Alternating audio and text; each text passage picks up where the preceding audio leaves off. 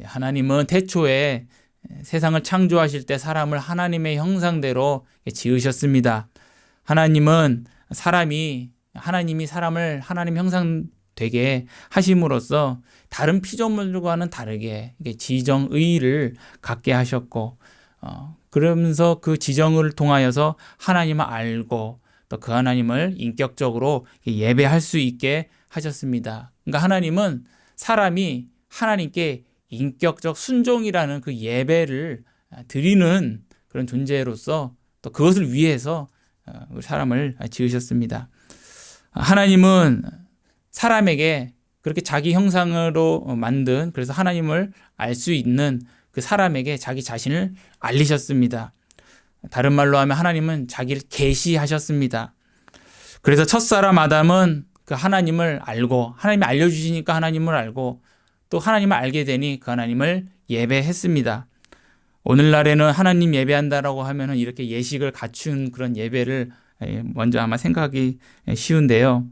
그러나 성경에서 에덴 동산에 있던 아담이 하나님 예배할 때 어떤 예식을 갖춰서 했다는 얘기를 우리에게 전해주고 있지는 않습니다. 아마 에덴 동산에는 이런 형식보다도 본질만 있었을 것이다, 이렇게 생각이 됩니다. 아담에게 하나님을 예배한다는 것은 하나님을 안다는 것이고요. 그리고 그가 하나님 예배한다는 것은 그 하나님을 하나님으로 인정한다는 것. 즉 하나님은 나의 창조주시고 나의 복의 근원이시고 나는 그분의 피조물이고 나는 그분으로부터 생명과 모든 것을 받는 존재라는 것을 인정하는 것이고요. 또 하나님을 예배한다는 것은 그 하나님 주시는 것을 받아 누리는 것이고, 또 받았으니 또 그 은혜에 또 하나님께 감사드리는 게 하나님 예배하는 것이고요. 그리고 그 하나님께 절대적으로 순종하는 것, 이 앞에서 말한 모든 것들이 다 하나님께서 명하신 것이죠. 그렇게 순종하는 삶, 그게 아담에게는 그 하나님을 예배하는 것이었습니다. 즉 아담의 삶 자체가 그냥 예배였습니다. 그러니까 예배의 본질이요 정신은 지금도 그 에덴 동산이나 지금 여기나 똑같다고 여겨집니다. 바로 하나님께 대한 우리 자신의 삶, 순종의 삶을 드리는 것입니다. 그래서 사도 바울도 로마서 12장 1절에 형제들아 내가 하나님의 모든 자비하심으로 너희를 권하노니 너희 몸을 하나님이 기뻐하시는 거룩한 산제물로 드리라. 이는 너희가 드릴 영적 예배니라라고 했습니다. 우리 자신의 삶을 하나님께 드리는 것, 내 몸을 드리는 것, 삶을 드리는 것, 그 자체가 예배다라고 이 신약 시대의 사도 바울도 이렇게 우리에게 말씀해 주고 있습니다. 하나님은 아담에게 직접 말씀해 주시기도 하셨고, 또 하나님은 자기 창조 세계, 지으신 모든 세계 피조물과 또 아담도 자기 자신을 보면서, 아담도 자신도 피조물이지 않습니까? 이 우주가 다 피조물이고 자기도 피조물이고, 이것을 보면서 거기서 창조주의 하나님의 어떠하심, 성경에서 말하면 그 영광을 알았습니다. 그러니까 아담은 하나님의 말씀을 통해서 하나님도 알지만, 들어서 알지만, 직접적으로 알지만, 또한 하나님이 만드신 것을 통해서도 하나님의 어떠하심을 알았던 것입니다. 하나님은 그렇게 아담에게 자기 자신을 알리셨습니다. 지금도 하나님은 이 창조 세계를 통해서 창조주 하나님의 그 영광을 우리에게, 모든 사람에게 다 알리고 계십니다. 이것을 조금 전문 용어로는 일반 계시다 들어보셨을 수도 있는데요. 일반 계시라고 합니다. 그러니까 일반이라는 것은 이제 모든 사람에게 하나님께서 주신 계시다, 이런 의미입니다. 그래서 로마서 1장 9절, 19절, 20절을 보면요. 하나님을 알 만한 것이 그들 속에 보임이라 라고 말씀합니다. 모든 사람들이 하나님을 알 만한 것이 그들 속에 보이고, 또 하나님께서 이를 그들에게 보이셨느니라 라고 말씀하고요. 또 창세로부터 보이지 아니하는 것들, 곧 그의 영원하신 능력과 신성이 그가 만드신 만물에 분명히 보여 알려졌나니 라고 이렇게 말씀합니다. 그래서 우리가 보면은 사람들이 마음속에 다 종교심이 있고, 또 어떤 피조물을 볼 때 특별히 좀 약간 특이하다 싶으면 그 종교심이 발동을 해서 탑도 쌓고 빙빙 돌기도 하고, 거기다 물이라도 떠놓고, 이게 바로 하나님, 창조주 하나님의 그 영광을 뭔가 인식은 하는데 그 하나님을 알 수는 없고, 그거에 대한 인간의 반응이 이런 것입니다. 근데 그 하나님을 알지를 못합니다. 누군지를 몰라요. 근데 그냥 뭔가 절하게 되는 것입니다. 근데 그게 우상이죠. 이렇게 하나님은 일반 계시로 하나님의 어떠하심을 알려주긴 하고 계십니다. 그러나 아담은 이렇게 하나님께서 직접적으로 하나님을 알려주시고 또 하나님께서 주신 일반 계시를 통해서 또 분명히 하나님 어떤 분을 알았는데, 하나님이 주신 그 자유의지로 아담은 마땅히 하나님께 감사드리며 그렇게 계속 그 삶을 예배로서 살아갔다면 이 영생을 얻었을 텐데, 아담은 그렇지 않고 어느 순간인가 감사를 잃어버렸고요. 그리고 이제 사탄이라는 이 뱀의 유혹을 받아서 그 하나님 앞에 하나님을 의심하고 또 그 하나님 앞에 이제 교만한 마음을 갖게 되고, 나도 하나님처럼 된다, 이런 교만한 마음을 갖고, 그래서 결국에는 하나님께 불순종하여 이 교만한 이 죄를 범죄하게 되었습니다. 이 범죄로 말미암아 타락하였고, 하나님이 주신 지정의 중에서 하나님이 주신 형상 중에서 지정이라는 그 껍데기, 인간의 인식, 지정이라는 인격이라는 그것만 남고 하나님을 아는 지식, 거룩함, 그리고 의, 이 본질적인 하나님의 형상은 그냥 다 상실되어 버렸습니다. 그리고 아담은 인류의 대표자이기 때문에 아담과 함께 아담의 후손인 모든 인류도 동일하게 타락을 하게 되어서 진리를 상실했기 때문에 이제는 하나님을 바르게 인식할 수 없는 것입니다. 앞에서 말씀드렸듯이 창조물을 통해서 또 나 자신을 보아도 이 기묘함 가운데 어떤 창조자를 어렴풋이 인식을 할지라도 거기서 참 하나님을 알 수는 없게 된 것입니다. 진리를 상실했기 때문에요. 그래서 이제 우상숭배로 빠져드는 게 인간의 모습이 되었습니다. 그래서 로마서 1장 21절에서 22절을 보면 그 인간 상태를 이렇게 말합니다. 하나님을 알되 하나님을 영화롭게도 아니하며 감사하지도 아니하고 오히려 그 생각이 허망하여지며 미련한 마음이 어두워졌나니 스스로 지혜 있다 하나 어리석게 되어, 이렇게 말씀합니다. 하나님을 안다고 그랬습니다. 아는데 그 하나님을 영화롭게 하지 않고 감사하지 않는다. 아는데 그 생각이 허망해지고 마음이 어두워지고 그리고 어리석게 됐다. 하나님을 아는데 모른다는 것이죠. 결국에는 모른다는 것인데 참 하나님을 모른다는 것입니다. 이것이 인간의 현실이고, 그래서 하나님의 영광을 알아도 그 하나님을, 참 하나님을 모르기 때문에 그 하나님께 예배를 드리지 못하는, 오히려 우상숭배로 빠져들은, 그래서 자기가 스스로 신을 만드는 것이 인류의 모습이라 성경 우리에게 알려주고 있습니다. 창조세계는 하나님의 영광을 드러내는 극장이지만, 근데 이것으로 참 하나님께 영광을 돌린 대로 나가는 것이 아니라 그것이 우상숭배로 빠져드는 것이 인류의 모습인데, 하나님은 우상숭배를 가장 싫어하십니다. 그래서 아담의 타락 이후로 사람은 자기 힘으로 그 참 하나님을 알 수가 없고, 그리고 자기 힘으로 죄사함도 받을 수 없어서 스스로 구원을 할 수도 없습니다. 그러나 하나님께서는 창세전에 이미 하나님께서는 자기 택한 백성을 구원하시기 위해서 자신의 백성들에게 선지자, 그들 중에서 선지자를 세워서 그들을 통하여 하나님의 말씀을 전하게 하셨습니다. 이 창조 세계를 통해서 이제 하나님을 알 수가 없기 때문에 직접적으로 하나님께서 말씀으로 선지자들을 통해서 말씀을 전하시고, 그리고 그 말씀을 통하여 하나님의 어떠하심을 이제 알게 하셨습니다. 이것을 우리가 아까 일반 계시와는 다르게 이제 특별 계시라고 명칭을 붙입니다. 이것은 하나님이 자기 택한 백성에게 말씀으로써 이제 하나님의 말씀을 객관적이고 정확한 말씀을 통해서 이제 하나님 자신을, 그 뜻을 알리시는 것입니다. 하나님은 이런 특별 계시를 이제 기록도 하게 하셨습니다. 이제 그 시작이 모세로부터 시작되는데요. 이제 모세로부터 하나님께 기록하여서 이제 후대로 그 기록된 말씀을 전수하게 하시고, 그리고 이제 때가 차면 이제 예수님이 오셔서 우리 구속을 다 이루신 후에 십자가에서 죽으시고 부활하시고 승천하신 후에 이제 제자들, 특별히 그 사도들을 통해서 이제 신약 성경이 또 기록되게 하시고 영감되게, 그래서 그 하나님께서 우리 인류의 구원을 위한 모든 충분하고 필요한 모든 계시를 이제 기록된 성경으로 우리에게 계시를 이제 주셨습니다. 그래서 디모데후서 3장 16절에 보면 모든 성경은 하나님의 감동으로 된 것으로라고 이렇게 말씀하고 있습니다. 성경 66권 이 전체 성경이 분명히 인간 저자들이 있습니다만은 하나님께서 그 인간 저자들을 오늘 성경 말씀대로 감동시키셔서 하나님이 기뻐하신 뜻을 온전히 다 기록하게 하셨고, 그래서 이 성경은 하나님의 영감된 말씀이라고 성경 자체가 이 성경에 대해서 증언하고 있습니다.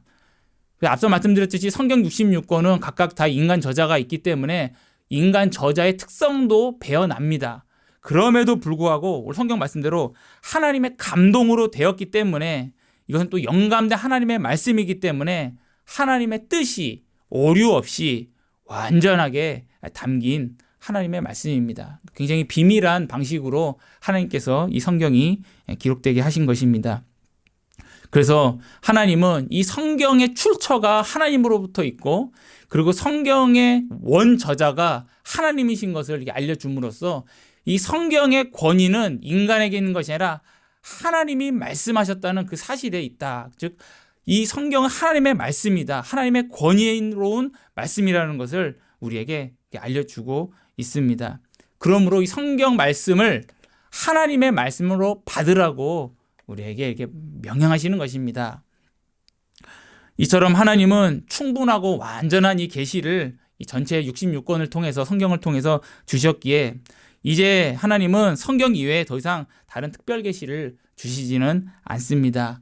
더 이상 그런 특별 계시가 있지도 않고 필요하지도 않습니다. 왜냐하면 하나님께서 이미 다 충분하게 어떻게 보면 우리는 하나님 더 알고 싶은 게 있는데요. 이런 건 좀 안 알려주셔서 궁금한데요. 할 수 있겠지만 하나님은 우리의 구원을 위해서 충분하다고 하나님은 그걸 인정하셨고 우리가 그냥 받아들이면 됩니다. 하나님께서 내가 이 땅에서 예수님을 믿고 복된 인생을 삶에 있어서 하나님께 충분한 거는 이미 주셨구나라는 것을 믿으시면 됩니다. 그래서 우리는 이렇게 성경을 완결된 계시라는 것을 우리는 알고 받으면 되겠습니다. 하나님이 더 이상 계시하시는 것이 아니라 이미 계시된 이 성경 말씀을 우리가 읽고 믿고 이해할 수 있도록 조명해 주시고 우리 성경을 우리가 읽을 때 감화를 받게 하십니다. 한마디로 말하면 성경을 하나님의 말씀으로 믿는 믿음을 주십니다. 이제 계시를 주시는 것이 아니라 믿음을 주십니다. 조명을 주시고 이제 감화를 주십니다. 그래서 우리가 이 성경 말씀을 이제 믿고 이해할 수 있도록 하나님께서 이제 우리 안에 역사를 하시는 것이죠. 하나님은 자기 자신에 대한 충분하고 완전한 계시를 성경을 통해 우리에게 주셨습니다. 그래서 우리가 이제는 하나님을 믿되 어디 막 하나님의 창조물을 막 뒤져보면서 하나님을 알아가려고 하는 것이 아니라 성경의 하나님을 믿는 것입니다. 성경의 하나님, 성경에서 벗어난 하나님을 믿는 것이 아니라 하나님은 성경을 통해서 특별 계시로 자기 자신을 알리셨기 때문에 우리는 성경에서 알려주는 그 하나님을 믿는 것입니다. 이 하나님을 믿는 믿음의 눈으로 창조 세계도 이제 바라보는 것입니다. 그러면 태초에 하나님 천지를 창조하셨느니라 이 말씀 한 구절만 갖고도 이 창조 세계가 하나님의 영광의 극장이라는 것을 우리가 대번에 알게 되는 것이지요. 그러니까 일반 계시도 하나님의 특별 계시의 눈으로 이제 우리가 봐야 됩니다. 한마디로 성경이 가장 중심되고 가장 유일한 하나님의 최고 권위의 말씀이라는 것을 우리가 성경을 통하여 알게 됩니다. 성경 66권이 이제 이러한 하나님의 유일한 특별 계시라는 것을 우리가 알면서 또 한 가지 알아야 될 것은 그러면 대체 이 성경은 무엇을 말하려고 하는 것인가 라는 것입니다. 우리 바로 오늘 설교 본문이 그것을 말하고 있습니다. 예수님 믿지 않는 유대인들을 향하여서 하신 말씀인데요. 제가 한번 읽어보면 오늘 본문입니다. 너희가 성경에서 영생을 얻는 줄 생각하고 성경을 연구하거니와 이 성경은 곧 내게 대하여 증언하는 것이라. 예수님에 대해서 증언한 것이 성경이라고 예수님이 아주 한 문장으로 정의를 내려주셨습니다. 성경은 예수님에 관한 말씀이다. 예수님에 대해서 말하고 있다. 이 66권이 예수님에 대해서 말하고 있다라고 합니다. 유대인들은 성경에서 하나님의 가르침을 받고 또 그 하나님의 가르침에 순종해서 하나님으로부터 영생을 얻고자 했는데 레위기 18장 5절을 보면 하나님 말씀하십니다. 너희는 내 규례와 법도를 지키라. 사람이 이를 지키며 이로 말미암아 살리라. 요 말씀을 이렇게 말씀하셨는데 유대인들은 이 성경 전체에서 특히 유대인의 선생들은 하나님의 중보자의 은혜를 간과하고 또 그것을 망각하고 인간 공로주의의 눈으로 성경을 보게 되었습니다. 그러니까 아까 제가 읽어드렸던 레위기 이런 말씀을 보면은 우리가 이걸 하나님 말씀 잘 순종하면은 하나님이 그때 생명을 주시는구나 이렇게 보는 것이죠. 중보자 하나님의 은혜로운 약속에 대해서는 망각하고 내가 뭘 해서 그 공로로 얻을 것을 이게 오해를 했던 것입니다. 근데 예수님이 오늘 말씀하시죠. 성경은 그것이 아니라 내게 대하여 증언하는 것이다 라고 말씀하십니다. 여기서 예수님께서 성경이라고 할 때는 엄밀하게 말하면 구약 성경을 가리킵니다. 이 당시 예수님께는 신약 성경이 없었기 때문에 그렇죠. 근데 우리가 알다시피 예수님이 계실 때는 신약 성경이 없지만 이제 이후로 사도들을 통해서 신약 성경도 이제 하나님께서 기록되게 하십니다. 근데 예수님의 이 말씀은 지금은 문맥상으로는 구약만 가리키지만 실제 내용적으로는 신구약을 다 포함하는 그런 말씀이 됩니다. 왜냐하면 사도들이 바로 그 예수 그리스도의 복음 말씀을 기록한 것이 신약이기 때문에 그러합니다. 그러면 우리가 이제 알게 됩니다. 이 성경을 보는 가장 권위로운 관점, 어떤 관점으로 성경을 볼 것이냐, 바로 예수님이 말씀하신 이 관점입니다. 바로 이 성경이 곧 내게 대하여 증언하는 것이라는 것입니다. 왜냐하면 바로 그 예수님이 성경의 원저자이신 하나님이시기 때문에 그러합니다. 요한복음 1장 1절을 보면 태초에 말씀이 계시니라, 그 말씀이 하나님과 함께 계셨으니 그 말씀이 곧 하나님이시니라 라고 말씀합니다. 창세전에 하나님과 계셨던 그 말씀, 그 로고스, 그분이 곧 하나님과 함께 계셨다고 하는데 그분이 곧 또 하나님이시라고 이렇게 삼위일체를 말씀하십니다. 이어지는 14절을 보면 말씀이 육신이 되어 우리 가운데 거하심에 우리가 그의 영광을 보니 아버지의 독생자의 영광이요 은혜와 진리가 충만하더라 이렇게 말씀합니다. 그러니까 스스로 계시며 이 세상 창조하신 하나님이신 그 말씀께서 이제는 인간의 본성을 취하셔서 사람이 되셨고 그분이 이 땅에 태어나셨는데 그는 말씀이고 로고스인데 그는 하나님의 독생자다. 즉 성자 하나님이다 라고 이렇게 말씀하고 있습니다. 그러니까 이 말씀이라고 지칭됐던 그 하나님은 하나님의 아들이시라는 걸 우리가 알게 됩니다. 그리고 동일한 하나님이시고요. 그리고 17절 18절을 보면 율법은 모세로 말미암아 주어진 것이요 은혜와 진리는 예수 그리스도로 말미암아 온 것이라. 본래 하나님을 본 사람이 없을 때 하나님 품속에 있는 아버지 품속에 있는 독생하신 하나님이 나타내셨느니라 라고 말씀합니다. 앞에서는 아버지의 독생자라고 했고 오늘 방금 전에 읽어드린 말씀에서는 아버지의 품속에 있는 독생하신 하나님이라고 했습니다. 똑같은 말입니다. 즉 이분은 보이지 아니하는 창세전부터 계시는 이 세상을 창조하신 바로 하나님의 독생자이신데 그분이 요한일서 1장 1절을 보면 귀에 들리고 귀에 들리고 눈에 보이고 손에 만져지도록 인성을 취하여서 참 하나님이시여 참 사람으로서 우리에게 오셨다고 말씀하시면서 그분의 이름을 바로 예수 그리스도다라고 우리 17절 18절에서 이렇게 말씀하고 있습니다. 이 예수님에게 은혜와 진리가 충만하고 또 그로 말미암아 은혜와 진리가 우리에게 온다라고 했습니다. 14절과 17절인데요. 여기서 예수님에게 진리가 있다라는 것은 예수님은 하나님의 그 말씀인 율법의 1.1핵이라도 어김없이 다 성취하신다는 그런 의미입니다. 말씀드렸듯이 예수님은 하나님이시고 또 율법은 그 하나님의 말씀입니다. 그러므로 예수님은 이 율법의 수여자이십니다. 또한 그 예수님은 그 율법을 주시는 분일 뿐만 아니라 예수님은 이 율법을 자기 백성들을 위해서 스스로가 이 율법을 다 이루어 주셨습니다. 본인이 다 성취하셨습니다. 그래서 마태복음 5장 17절 18절을 보면 내가 율법이나 선지자를 폐하러 온 것이 온 줄로 생각하지 말라. 폐하러 온 것이 아니요 완전하게 하려 함이라. 진실로 너에게 이르노니 천지가 없어지기 전에 율법의 1.1핵도 결코 없어지지 아니하고 다 이루리라 했습니다. 다 이루리라. 누가 다 이룹니까? 이 세상에 이룬 사람이 있습니까? 예수님께서 스스로 이루시겠다고 말씀하시는 것입니다. 그러니까 예수님이 우리를 위해서 우리를 대신해서 평생 율법을 흠없이 준수하시고 그리고 흠없고 점없는 어린 양으로서 이 십자가에서 죽기까지 복종하신 분으로서 우리가 받아야 될 그 율법의 저주, 그 사망, 죄의 형벌인 죽음을 받으셨습니다. 다 우리 대신에 우리를 위해서 받으셨습니다. 율법이 요구하는 순종을 다 하시고 그 순종은 죽기까지 순종이시되 또한 그것은 우리의 죄의 형벌까지도 율법의 요구로서 다 대신 받으시는 그러한 순종이었습니다.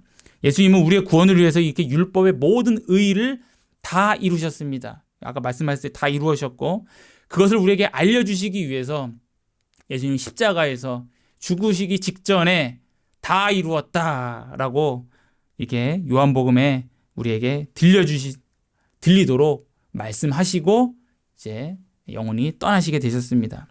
다 이루었다라고 예수님 우리에게 알려주셨습니다.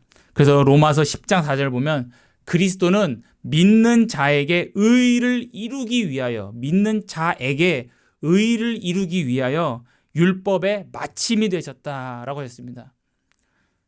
그러니까 예수님께서 율법의 마침이 되셨다는 것은 예수님이 율법을 모두 다 이루셨다는 의미입니다. 이렇듯 예수님에게만 율법의 참된 성취가 있습니다. 예수님에게만 율법의 성취가 있습니다. 그리고 예수님만이 그 율법을 다 이루셨습니다. 그러므로 아까 예수님 진리라고 했죠. 바로 예수님만이 그래서 진리이시고 그래서 예수님에게만 진리가 충만합니다. 그 두 번째로 예수님은 다 이루신 의를 거저 우리의 것으로 삼아 주십니다.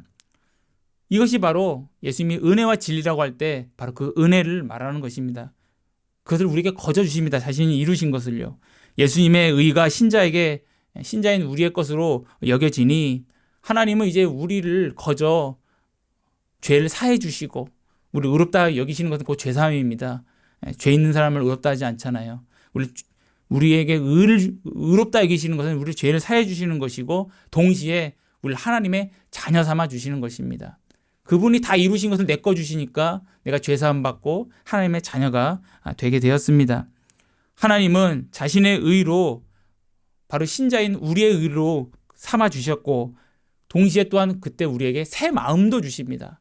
법정적으로 너는 내 하나님의 자녀고 의롭다라고만 여기신 것이 아니라 실제적으로 우리에게 새 마음을 주십니다.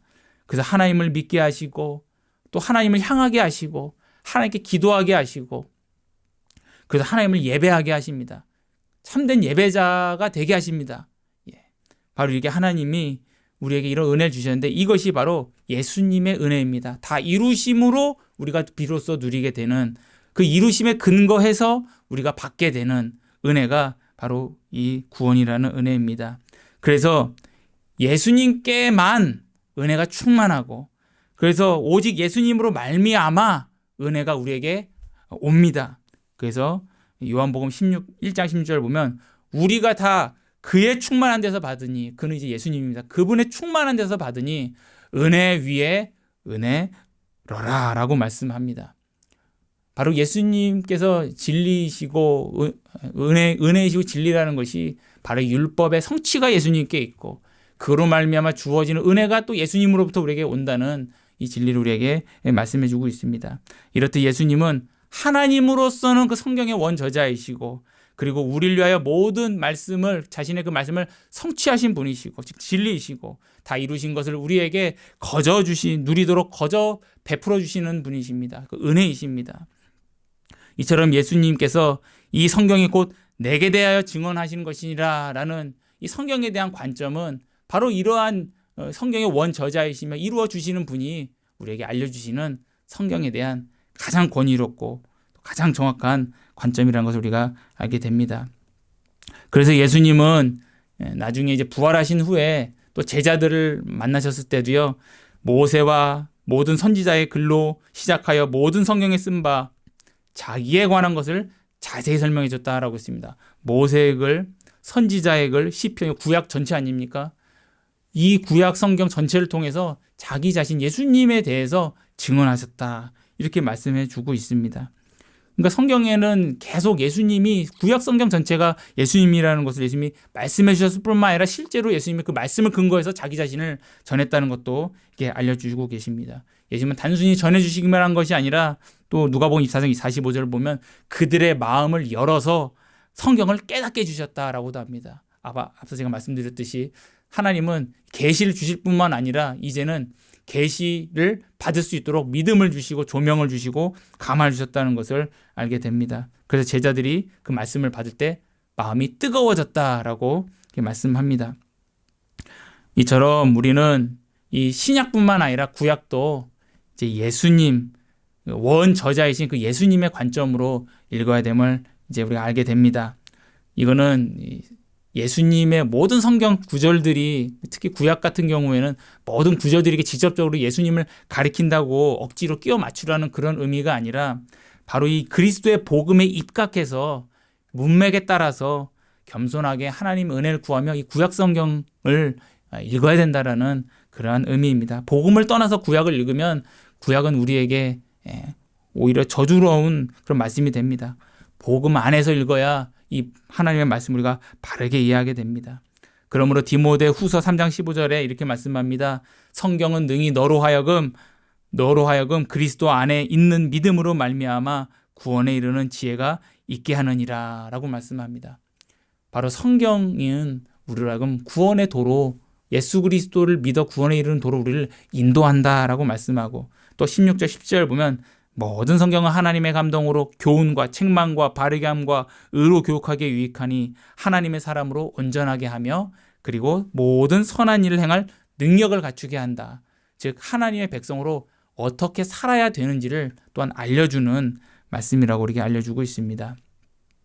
이처럼 하나님이 주신 그 믿음으로 우리가 성경을 읽을 때 우리는 바로 예수 그리스도를 알게 되고요. 성경에서, 그리고 그 성경에서 예수를 알므로 참 하나님을 알게 되고, 그리고 그분께 우리의 삶을 또 예배로서 드릴 수 있는 그 은혜를 우리가 또한 말씀을 통하여 누리게 됨을 우리가 알게 됩니다. 이런 은혜가 우리 모두에게 또한 있기를 바랍니다. 기도하시겠습니다. 거룩하고 자비로우신 하나님 아버지, 성경이 하나님의 말씀이라는 것을 오늘 하나님의 말씀을 통하여서 다시 한번 제가 확인하였고, 또한 이 성경은 하나님의 아들, 우리의 진리요 은혜이신 예수 그리스도를 말씀하신다는 것을 오늘 다시 한번 말씀을 통하여 우리의 마음에 새기었습니다.